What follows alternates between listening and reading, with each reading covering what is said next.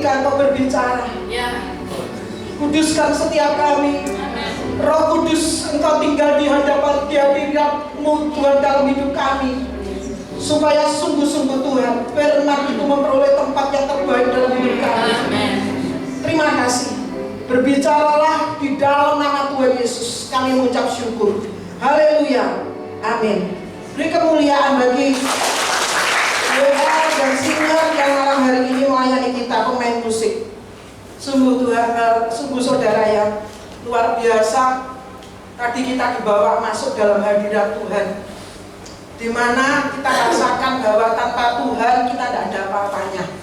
Firman itulah kekuatan kita, tidak ada yang lainnya. Satu kali saya mendoakan orang yang dalam kondisi koma, yang bisa diajak berkomunikasi. Tapi yang saya katakan kepada dia adalah, Tuhan tolong, supaya firman yang pernah orang ini dengar pada waktu dia belum koma, ingatkan kembali di pikirannya, di rohnya, di jiwanya, di hidupnya. Dan saya tahu walaupun dia dalam kondisi koma tidak berdaya, tetapi firman itu menjadi kekuatan dia di saat-saat yang terakhir sampai ketemu dengan Tuhan kembali. Ya, oleh sebab itu hargai setiap kebenaran firman Tuhan. Kita malam hari ini kita berbicara mengenai hidup dengan kesetiaan. Saudara, saya mengamati perkembangan teknologi zaman sekarang itu berkembang secara cepat sekali. Dan ternyata memiliki dampak pada gaya hidup manusia modern zaman sekarang, saudara. Ada banyak dampaknya, saudara. Tetapi ada satu dampak yang saya amati dan nanti akan berhubungan dengan kesetiaan, yaitu orang zaman sekarang itu selalu ingin semuanya itu serba instan dan cepat, saudara. Kalau ada orang yang hanya menunggu 10 menit gitu, ngantri ataupun menunggu hal apa gitu ya, itu sudah dianggap sudah tidak asik lagi. Padahal nunggu cuma 10 menit, 15 menit itu sudah dianggap sudah tidak lagi nyaman gitu. Sudah dia usrat, sudah pengen nyerobot antrian gitu ya. Jadinya kenapa? Karena semuanya itu membuat perkembangan teknologi dengan begitu cepat itu membuat diri banyak orang manusia zaman modern sekarang ini, yaitu ingin semuanya itu serba cepat. Dan kalau semuanya itu pengen serba cepat, maka kalau berbicara mengenai kesetiaan maka tidak mudah atau tidak bisa dilakukan. Kenapa, saudara? Karena yang namanya kesetiaan itu butuh sebuah proses. Betul, saudara? Butuh sebuah proses. Saya seringkali katakan, dan bulan lalu saya katakan satu kalimat, yaitu kesetiaan itu adalah sikap, bukan sebuah sifat, saudara. Kalau orang itu lahir, dia itu membawa sebuah sifat. Oh, dia ini anak pendiam. Oh, anak ini anak yang cerewet. Oh, dia ini memiliki kecerdasan. Oh, ternyata dia adalah anak hanya rata-rata gitu. Dia memiliki sifat-sifat.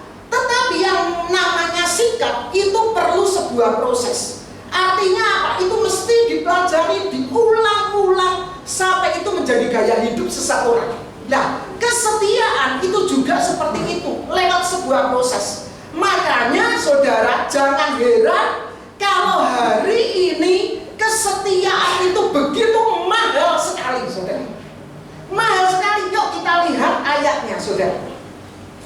Di dalam Amsal 20 ayat yang ke-6 dikatakan, banyak orang menyebut diri baik hati. Betul, saudara? Banyak orang itu baik hati. Dia kasih sesuatu kepada seseorang gitu, dia sudah dianggap baik hati gitu. Jadi orang baik hati itu banyak. Tetapi ayat ini dikatakan, tetapi orang yang setia, siapakah menemukannya? Ada sebuah pertanyaan diakhiri dengan tanda tanya. Artinya apa? Artinya orang baik hati itu banyak, tetapi orang yang setia itu jarang, saudara. Siapakah menemukannya? Langka, artinya kesetiaan itu. Benar, gitu. Ada orang-orang yang dia setia ketika dia butuh sehat. Dia setia dengan Tuhan. Ada orang-orang butuh berkat, makanya dia setia. Begitu dia sehat lagi, begitu dia diberkati lagi, dia mulai longgar dan mulai tidak setia. Makanya dikatakan banyak orang menyebut diri baik hati, tetapi orang yang setia siapa menemukannya. Juga ada banyak sekali orang tidak setia dengan pasangannya. Tadi dikatakan tidak setia dengan Tuhan, tapi ada yang tidak setia dengan pasangannya. Ketahuilah saudara, saudara pernah baca tidak sebuah informasi yang diberikan. Hari-hari ini ternyata di Indonesia itu orang yang mau menikah itu sekarang jumlahnya menurun, saudara. Banyak orang-orang pemuda-pemuda Indonesia, pemudi-pemudinya juga, mereka sudah mulai memilih dengan gaya hidup modern, yaitu mereka anggap bahwa pernikahan itu ribet, pernikahan itu merepotkan, sehingga akhirnya mereka memilih tidak menikah. Tapi juga ada satu alasan yang saya baca di situ, itu ada banyak alasan kenapa mereka memilih menjadi bujang. Tetapi ada satu alasan yang tertulis di situ, karena mereka melihat banyaknya angka perceraian di negara ini. Angka perceraian itu begitu tinggi sekali. Banyak orang yang tidak bisa lagi setia dengan pasangannya, tidak setia dengan komunitasnya, tidak setia dengan gereja, dengan komunitas rohani di mana dia berada. Tidak lagi setia. Saya ingin saudara lihat bersama dengan saya Bilangan 12 ayat 7. Bilangan 12 ayat 7 dikatakan, bukan demikian hambaku Musa, seorang yang setia dalam segenap rumahku. Saya melihat dalam terjemahan firman Allah yang hidup dikatakan, lain halnya kepada hambaku Musa, ia betah dan setia dalam rumahku, kepadanya aku berbicara dengan berhadapan muka, dan ia melihat rupa Allah. Kenapa kalian tidak takut mengecam dia? Dikatakan ternyata Musa ini walaupun dia bukan imam. Hafalkah saudara sudah sampai ke Ulangan, betul saudara? Ulangan 23 kalau tidak salah ya. Itu saudara bisa melihat bahwa yang ditetapkan Tuhan menjadi imam itu adalah Harun, betul? Musa itu bukan imam. Musa itu bukan imam, tetapi imam itu Harun. Tetapi kalau lewat ayat ini saudara tahu, ternyata Musa walaupun dia tidak punya jabatan imam, tetapi dia adalah orang yang mau berlama-lama di hadiratnya Tuhan. Dia setia, betah di hadiratnya Tuhan. Dia setia dengan komunitas rohani, dengan lingkungan rohani, dia setia. Lalu ada banyak orang juga yang mudah sekali tidak setia dengan janjinya. Janji ya, aku janji ya, sudah vlog gitu janji. Tapi kemudian 1 bulan kemudian sudah mengingkarinya. Nah, itu kan banyak saudara ya. Jadinya dikatakan bahwa banyak orang menyebut diri baik hati, tetapi orang yang setia, siapakah menemukannya? Saya berharap saudara adalah orang yang bertumbuh dan akhirnya Tuhan mendapati saudara orang yang setia.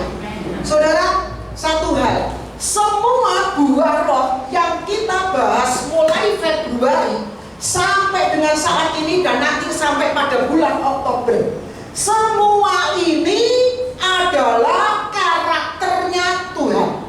Tuh, semuanya ini adalah karakternya Tuhan, dan termasuk kesetiaan itu adalah karakternya Tuhan. Tuhan sangat senang dengan orang yang setia. Tuhan sangat berpihak dengan orang yang setia. Tuhan sangat berpihak dengan orang yang setia. Makanya Mazmur 19 ayat 22 dikatakan, sifat yang diinginkan pada seseorang ialah kesetiaannya. Sifat yang diinginkan pada seseorang itu bukan kekayaannya. Sifat yang diinginkan seseorang bukan karena cakap lidahnya. Sifat yang diinginkan seseorang bukan karena pemberiannya. Tetapi sifat yang diinginkan seseorang, dan saudara dan saya pasti setuju, adalah kesetiaan. Betapa saudara akan bahagia kalau saudara punya pasangan yang setia. Walaupun dia diperhadapkan dengan orang yang lebih cantik dari saudara berkali-kali lipat, dia tetap berkata, aku tetap mau setia dengan engkau, hai kekasihku. Wah, punya suami seperti itu saudara, senang saudara. Betul? Gitu. Kalau saudara berteman dengan seseorang, walaupun teman itu mungkin tidak sehebat dengan yang lainnya, tetapi kalau saudara melihat teman itu adalah teman yang setia dengan saudara, saudara pasti senang, tidak akan tinggalkan orang itu. Kenapa? Karena kesetiaan itu memang adalah hal yang sedang dicari hari-hari ini, saudara. Dan saya berharap di persekutuan PTK Tuhan menemukan orang-orangnya itu. Bukan cuma satu, bukan cuma dua, bukan cuma 10, tetapi semua saudara adalah orang yang setia.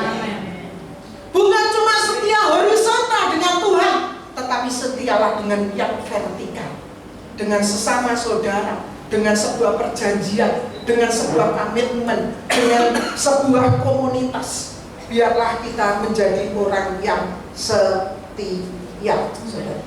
Saudara, berikutnya saya mau bersama dengan saudara check up. Kita akan check up ya, tapi kita tidak pergi ke laboratorium ya. Kita akan check up kondisi saudara. Bagaimana saudara melihat apakah saudara adalah orang yang setia?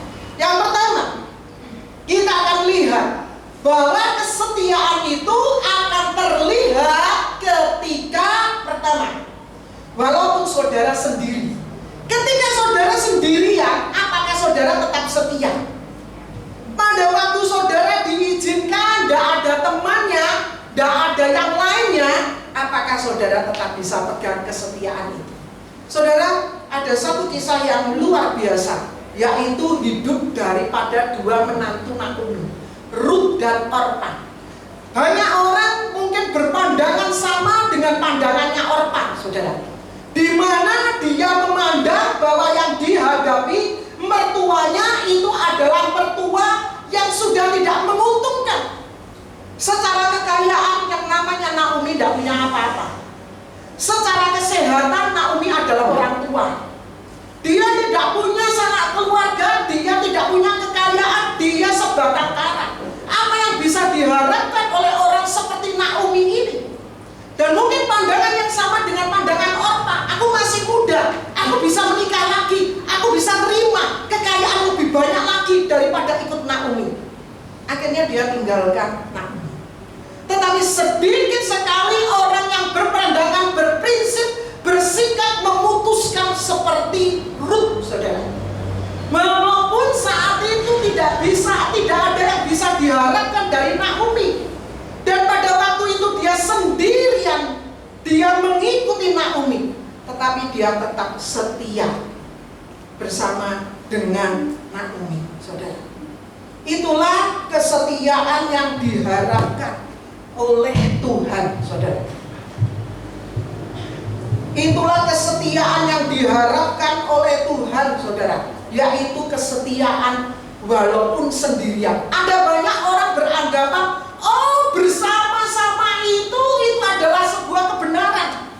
Kalau orang melakukan semuanya ke kanan, lalu aku lihat ternyata yang ke kanan itu jauh lebih banyak dari yang ke kiri, aku juga harus pilih yang ke kanan. Tetapi ketahuilah saudara, yang banyak belum tentu yang benar. Engkau sendiri harus punya kebenaran yang lahir di hatimu, supaya engkau bisa memutuskan kebenaran. Sehingga engkau tahu bahwa walaupun saat itu engkau di situasi pekerjaanmu, engkau sendiri tidak sama dengan yang lainnya, tetapi ketika kamu tahu itu kebenaran, kamu tetap nyaman sendirian. Jadinya kesetiaan itu bisa teruji ketika kita ada di dalam kesendirian. Apakah pada pada waktu kita sendiri, tidak ada temannya, tidak ada yang mengikuti kita, bisakah kita tetap setia? Saudara, waktu saya memulai persekutuan PTK ini, saudara, saya juga ragu-ragu pada waktu itu. Kenapa? Karena saya seperti menentang arus pada waktu itu. Setiap orang yang membuka persekutuan 14 tahun yang lalu, itu sebelum 14 tahun yang lalu juga ya, itu selalu dianggap itu adalah orang yang memberontak. Kenapa? Karena pasti akan jadi gereja, pasti akan jadi saingan, pasti akan memecah belah. Selalu pandangannya seperti itu. Dan pada waktu saya memulainya 14 tahun yang lalu, saudara, di tahun bulan ini kita ulang tahun 14 ya, 14 tahun. Pada waktu itu saya ketika pertama kali ungkapkan tentang apa yang menjadi kerinduan saya, itu banyak orang pada waktu itu diam. Dan akhirnya pertemuan yang kedua itu tidak sebanyak dengan pertemuan yang pertama. Kenapa? Karena mereka juga mungkin ragu-ragu dengan apa yang saya sampaikan. Tetapi pada waktu itu saya cuma bisa berkata, Tuhan, aku mau tahu ini benar atau enggak. Tuhan berbicara. Dan saudara tahu, saya pada waktu itu dikasih mimpi. Dan mimpi yang saya lihat pada waktu itu saya berjalan di sebuah kemalaman, kegelapan malam. Saya berjalan sendirian. Dan pada waktu itu ada orang di kanan dan kiri-kiri saya. Saya ngomong, ayo persekutuan. Orang pada waktu itu orang yang saya ajak, oh maaf saya tidak bisa, saya sibuk. Saya jalan lagi, oh maaf saya tidak bisa, saya ada acara. Oh saya tidak bisa, dan macam-macam. Saya terus berjalan pada waktu itu sendiri. Tapi yang saya tahu, di pendengaran saya pada saat itu ada langkah-langkah kaki yang mengikuti saya. Tapi saya tidak membalikkan badan, tidak berani membalikkan badan. Saya terus berjalan, saudara. Dan pada waktu saya terus berjalan, saya sampai kepada sebuah bangunan persegi 4, saudara, kayak seperti gini persegi.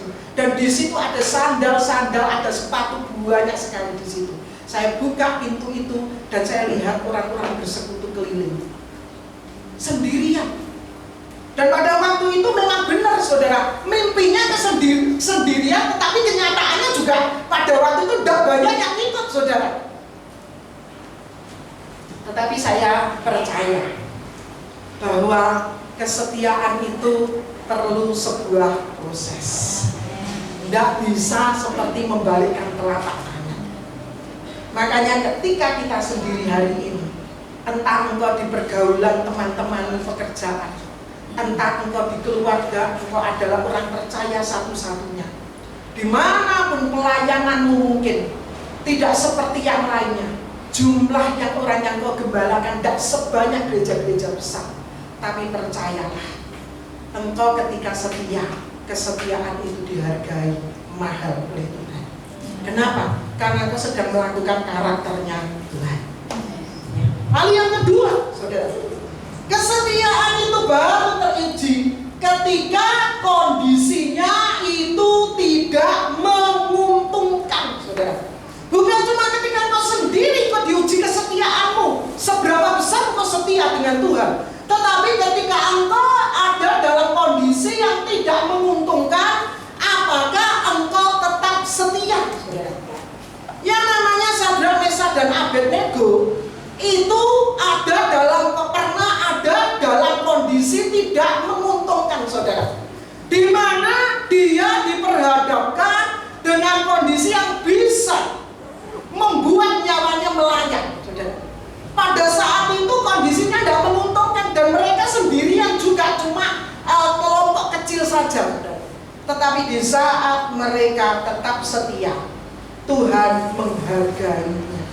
Orang zaman sekarang jangankan diperhadapkan dengan masalah berat, hanya cuma selisih pendapat, hanya tidak memiliki keturunan, lalu keputusannya aku cerai saja. Padahal cuma selisih sedikit. Perselisihan dalam rumah tangga itu adalah wajar. Tetapi selalu di pikirannya adalah cerai gitu, seperti itu. Nah, bagaimana kita bisa setia? Karena salah satu ukuran kita untuk kita ini setia atau tidak, yaitu ketika engkau diperhadapkan dalam kondisi yang tidak menguntungkanmu.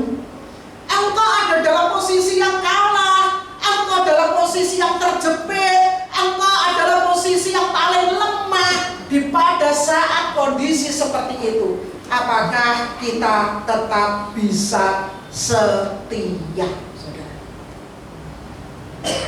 kesehatan itu diukur dengan kesetiaan kita, itu diukur dengan uang. Mau ikut kalau ada pendapatan, bukan karena visi, bukan karena misi.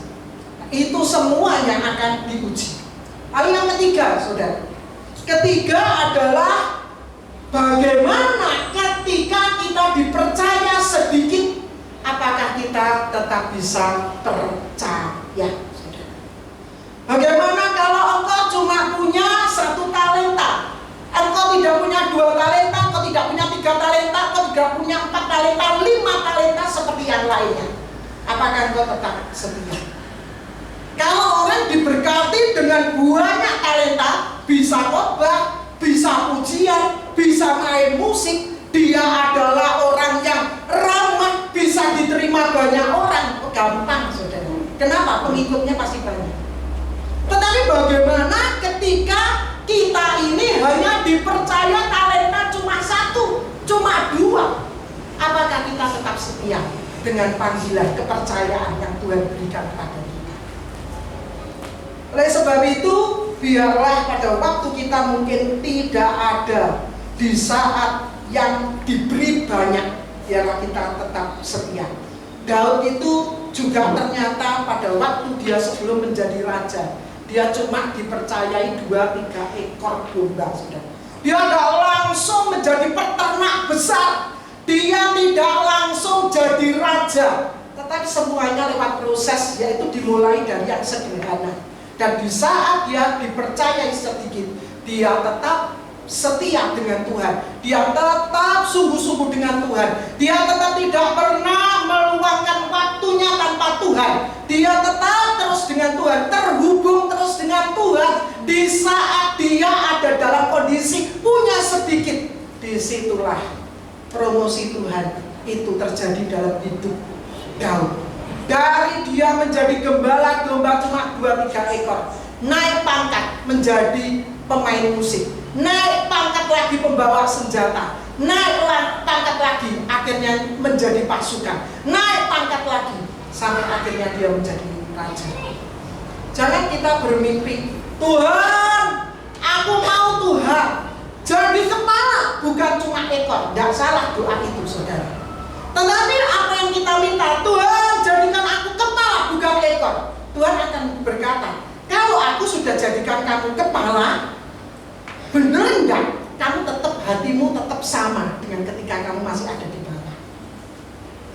Oleh sebab itu, Tuhan selalu memproses kita dengan sebuah kesetiaan untuk terus kita setia dengan apa yang Tuhan percayakan. Yang keempat, saudara,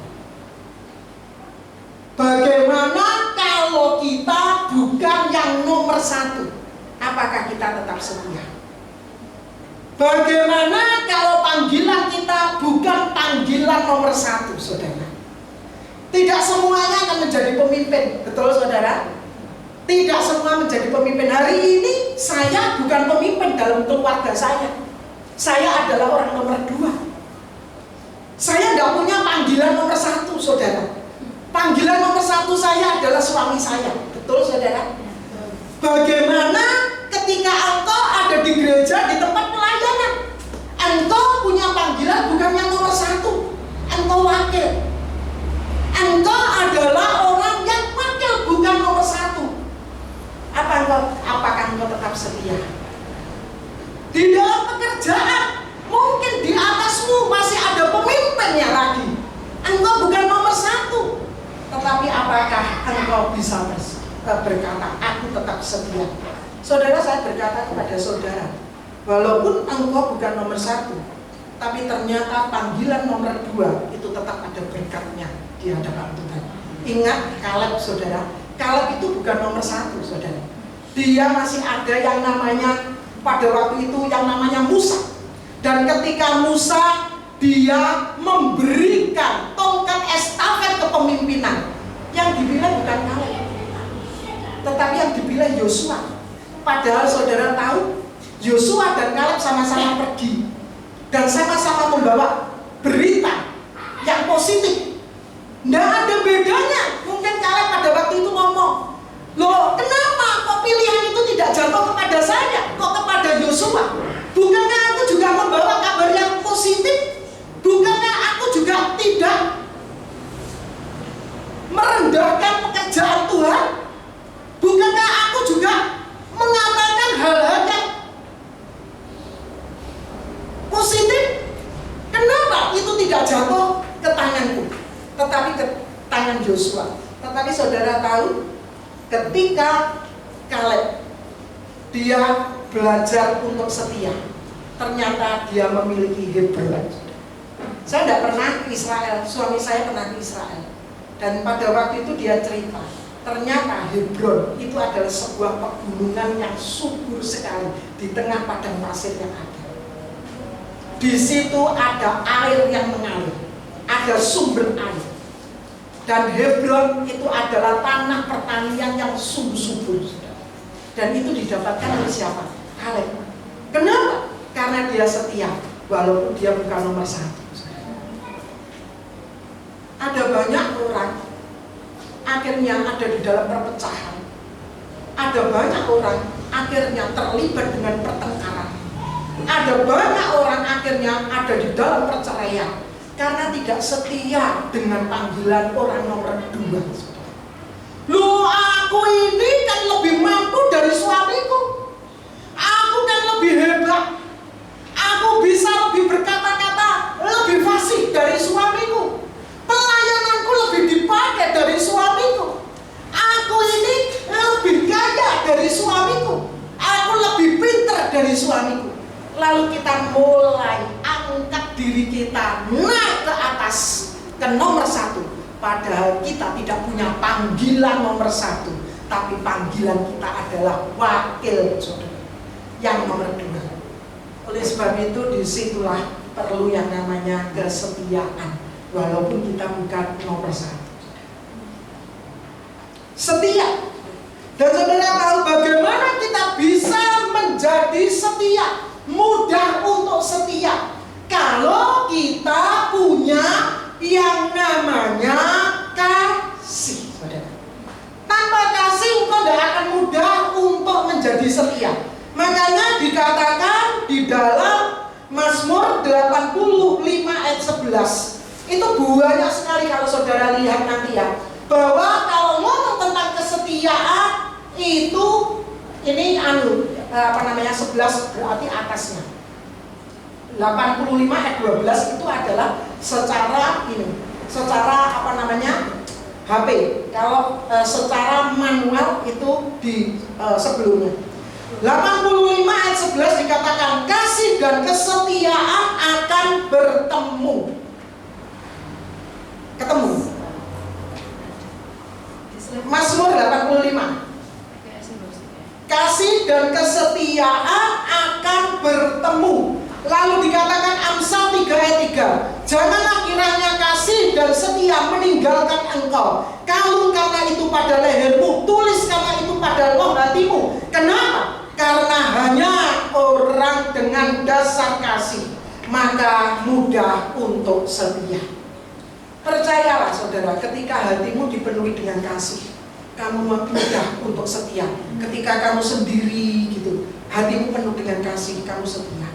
Ketika kamu dibawa, diizinkan Tuhan pada posisi yang tidak enak, tetapi kalau hatimu meluap dengan kasih, kamu akan tetap bisa bertahan.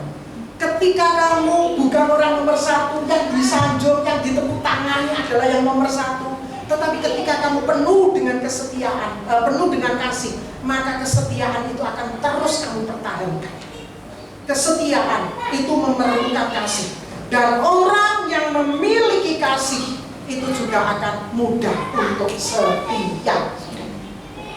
Orang yang memiliki kasih itu mudah untuk setia. Berikutnya saudara, ada satu cerita saudara. Satu kali ada seorang yang bekerja, pekerjaannya itu sangat-sangat sederhana sekali, yaitu tugasnya itu memeriksa murnya rel kereta api. Pernah saudara tahu? Itu ternyata ada, saudara. Jadi dia ini khusus memeriksa relnya kereta api, itu memeriksa murnya. Kalau ada mur-mur yang kurang seret, itu sama dia disereti lagi. Nanti dia jalan lagi, lalu nanti dia lihat lagi, kalau ada mur yang kurang seret, disereti lagi. Dan orang yang seperti ini, saudara, ternyata ketika dia ditanya berapa bayarannya, ternyata bayarannya itu murah sekali, saudara. Dia katakan seorang bapak ketika dia ditanya, "Pak, kira-kira kamu dibayar berapa dengan pekerjaan seperti itu?" Dia ngomong, "Ya, bayaran saya cukup untuk saya makan, istri saya makan, anak saya makan. Lalu kami makan sederhana supaya ada sisanya, sehingga sisa itu bisa ditabung untuk menyekolahkan anak saya." Dan dia terus hidup dengan kondisi seperti itu. Dia terus setiap hari bekerja, terima gaji, itu disisihkan untuk makannya dan disisihkan untuk tabungan, untuk sekolahkan anaknya. Sampai anaknya pada waktu itu selesai sekolah dan akhirnya bisa bekerja. Dan anaknya sudah mandiri, bisa bekerja. Dan orang tua ini ditanya lagi, "Pak, keluargamu sudah baik-baik, sudah bisa makan, dan engkau sudah bisa sekolahkan anakmu, dan anakmu sudah bisa lulus bekerja, bisa lulus sekolah dan bekerja. Kenapa engkau tidak berhenti dari pekerjaan ini?" Bapak itu berkata seperti apa? Dia berkata seperti ini, "Saya melakukan tugas ini karena saya ingin menjamin bahwa orang yang ada di atas kereta api itu bisa sampai pada tujuannya." Apa arti daripada kisah ini, saudara? Ternyata mudah untuk orang itu setia kalau dia tahu tujuannya. Tanpa orang itu tahu tujuannya, tidak mungkin dia bisa setia. Untuk apa engkau bekerja dengan pekerjaanmu hari ini? Engkau bisa setia karena engkau tahu bahwa pekerjaanmu yang engkau geluti hari ini itu memberi faedah kepada banyak orang. Kenapa engkau setia dengan pasanganmu, dengan keluargamu? Karena engkau punya tujuan bahwa aku ingin membangun keluarga demi anak-anakku. Ada orang, dia membangun keluarga bukan karena anaknya, karena dia hanya ingin punya pasangan. Dan setelah pasangannya hamil dan pasangannya berkata kepada yang laki-laki, "Kok mas, aku hamil." Jangan hamil dulu, tidak boleh hamil. Kenapa? Karena motivasinya dia menikah hanya karena dia ingin cuma berdua, tidak mau direpoti dengan yang lainnya. Tetapi kalau seseorang dia berpasangan, dia punya tujuan bahwa aku ingin membangun sebuah keluarga, dan aku ingin mendidik anak-anakku menjadi baik, dan aku ingin keluarga ini juga akan menjadi jawaban bagi keluarga yang lainnya. Maka dia mudah untuk setia. Kenapa? Karena punya tujuan. Kenapa kau melayani Tuhan dengan pelayananmu hari ini yang engkau saat ini sedang kerjakan? Entah engkau ada dengan tugas bawa kantong persembahan, entah engkau jadi asyir penerima tamu, WL gitu. Kenapa engkau mau melayani? Bukan karena engkau ingin pamer dirimu, tetapi karena engkau punya tujuan supaya hidupku bisa dipakai untuk memuliakan nama Tuhan. Pada waktu tujuan itu memenuhi hidupmu, memenuhi pikiranmu, memenuhi hatimu, maka engkau akan bisa menjadi setia. Walaupun engkau sendiri, walaupun satu kali diizinkan engkau dipencet, walaupun engkau bukan nomor satu, tapi karena engkau punya tujuan, engkau mudah untuk setia. Setia. Lalu bagaimana hasil daripada kesetiaan? Saya catat ada beberapa. Kita mau katakan bersama-sama, saudara. Yang pertama, ketika kita setia, ternyata Tuhan menjagai kita. Ayo, katakan 1, 2, 3. Aku setia, Tuhan beserta dengan saya. 1, 2, 3. Aku setia, Tuhan beserta dengan saya. Berikutnya, ketika engkau setia, Tuhan juga akan menunjukkan kesetiaannya. Katakan, ketika aku setia, Tuhan setia. Ketika aku setia, Tuhan setia. Sekali lagi, ketika aku setia, Tuhan setia. Ketiga, saudara, ketika aku setia, ternyata aku beruntung, saudara. 2, 3. Ketika aku setia, aku beruntung. Lagi, ketika aku setia, apa saudara? Ketika aku setia, lagi, ketika aku setia, ya. Berikutnya, ketika aku setia, aku berhasil. Beruntung dengan berhasil beda, saudara. Betul, saudara? Berhasil itu engkau kerja, lalu engkau berhasil. Engkau pelayanan sungguh-sungguh, lalu engkau berhasil. Tetapi beruntung, engkau cuma biasa-biasa, tidak seperti mungkin dengan yang lainnya. Pekerjaanmu mungkin tidak engkau hiasi secantik dengan yang lain. Saya tidak mengajari saudara untuk saudara tidak kreatif, ya. Tetapi saya mengajar saudara bahwa hidup kita ini ada saatnya punya anugerahnya Tuhan. Yang dimaksud punya anugerahnya Tuhan adalah seharusnya kita ini tidak layak itu, tetapi Tuhan kasih itu. Itu namanya beruntung, saudara. Jadinya pada waktu kita setia, kita beruntung. Lalu yang kedua, berikutnya pada waktu kita setia, kita berhasil. Lalu pada waktu kita setia apa? Kita panjang umur. Katakan 2, 3. Pada waktu aku setia, aku panjang umur. Pada waktu aku setia, aku panjang umur. Pada waktu aku setia, aku panjang umur. Yang tadi yang berikutnya belum. Pada waktu aku setia, keturunanku tidak akan terputuskan. Ya, 2, 3. Pada waktu aku setia, keturunanku tidak akan terputuskan. Pada waktu aku setia, keturunanku tidak akan terputuskan. Saudara, kata-kata ini sangat memberkati saya. Saya ini punya anak, saudara, 3. Dan nomor 1 itu sudah usianya sebenarnya sudah siap untuk menikah. Tetapi dia kalau diminta untuk menikah, dia selalu ngomong seperti ini, aku cari yang takut akan Tuhan. Dan ternyata beberapa kali kalau didekati oleh orang yang dengan orang gitu, dia satu kali pernah didekati oleh seseorang, lalu dia ngomong gini dengan orang itu, kamu tahu artinya lahir baru? Ditanya gitu, saudara, gitu. Lalu orangnya itu ngomong gini, lahir baru itu apa? Lalu dia ditanya lagi, gitu, kamu mau enggak? Jawaban, kamu mau enggak dengan aku? Dia langsung ngomong ini, aku enggak mau. Gitu. Lalu saya ngomong gini, loh kamu enggak senang sama dia? Dia ngomong seperti ini, semuanya itu cocok dengan aku. Secara fisik, secara semuanya cocok. Tetapi ternyata dia bukan orang lahir baru. Saya sampai bingung, piye gitu. Kenalnya dia ada di sana gitu ya. Terus gimana? Gitu ya. Tetapi saya beriman, orang yang setia, keturunannya tidak akan terputuskan. Saya tidak tahu saudara apakah juga seperti saya dalam pergumulan untuk anak-anak saudara. Tetapi percayalah, orang yang setia, keturunannya tidak akan terputuskan. Hei, jomblo-jombloan, percayalah. Percayalah, ketika kau setia, keturunan mulai janda-janda tidak boleh yang sudah punya anak. Keturunan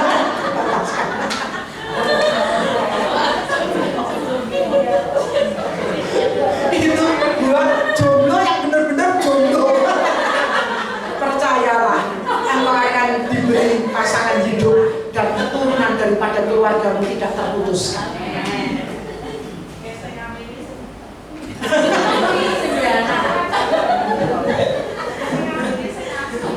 Saya tahu bahwa hidup kita itu ketika kita berbuah kesetiaan, Tuhan itu adalah Tuhan yang setia. Amen. Itu baru minimalnya Tuhan. Tetapi Tuhan punya maksimalnya.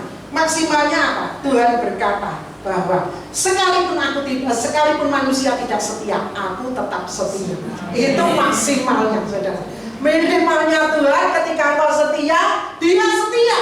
Tetapi Dia tidak berhenti sampai di situ. Dia mau lebih dari saudara untuk beri keistimewaan saudara. Yaitu ketika engkau tidak setia, ada kalanya kita tidak setia, Tuhan itu tetap setia.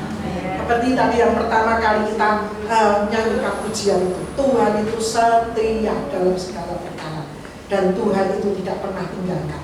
Lalu sekarang yang terakhir adalah sampai kapan kita harus setia? Batas kesetiaan. Tuhan, aku ini mesti setia sampai kapan? Bojoku itu bencek nih Tuhan. Aku mesti setia sampai kapan Tuhan? Tuhan, aku sudah tidak tahan loh di pekerjaan ini Tuhan. Berat Tuhan, aku setia sampai kapan? Tapi ternyata Tuhan berkata, standarnya Tuhan itu adalah setia sampai mati. Jangan gini kalau gitu, Tuhan bendang mati. Bojoku bendang mati. Tuhan, mertuaku bendang mati. Gak kuat ya.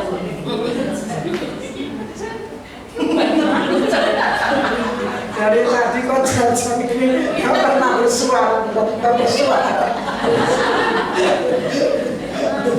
Tapi saya gak mau seperti yang berlalu.